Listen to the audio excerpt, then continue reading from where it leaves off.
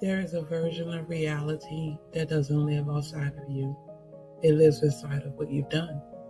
And once you've crossed the line, once you've intentionally harmed someone, you don't just walk away from the act. You walk away carrying a mirror. And in that mirror, everything reflects differently.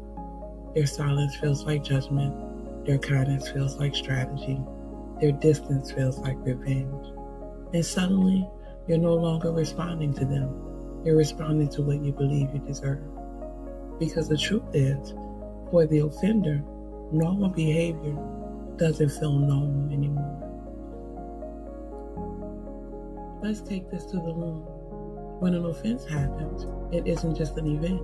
It becomes a thread woven into both people's consciousness. But here's where it shifts.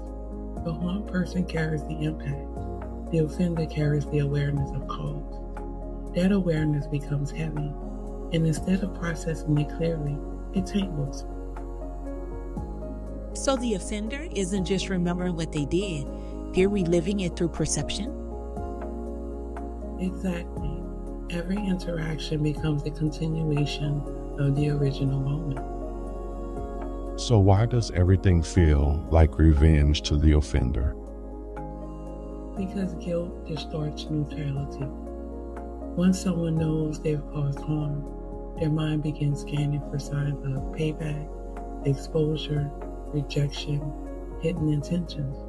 This is where the psychosis element comes in, not in the clinical sense, but a perceptual distortion.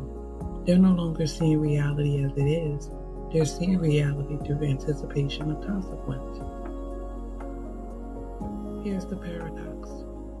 The offender often wants things to be normal, but can't behave in a way that creates normalcy. Why?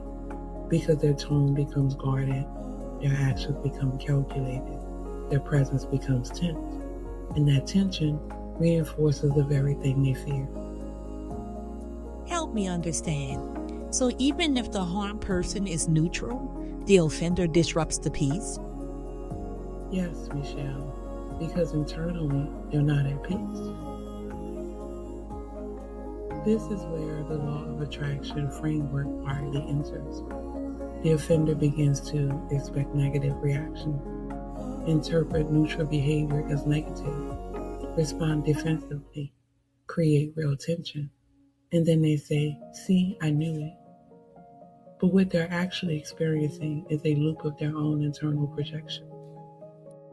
So they're not just reacting to reality, they're co-creating it. Exactly. So what breaks the cycle?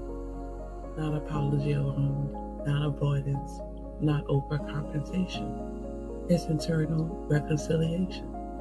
The offender has to acknowledge the harm without being consumed by it. Separate the past action from present perception.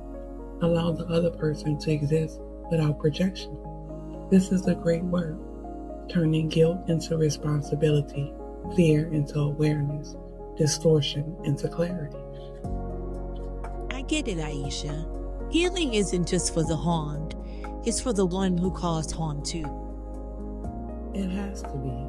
Otherwise, both people stay trapped in the same moment forever. The most difficult part of being an offender is not just what you did, it's what your mind does after. It rewrites every interaction, it questions every look, it turns peace into suspicion. But the truth is, not everything is revenge, not everything is vengeance, not everything is about what you did. Sometimes it's about whether you're willing to see clearly again.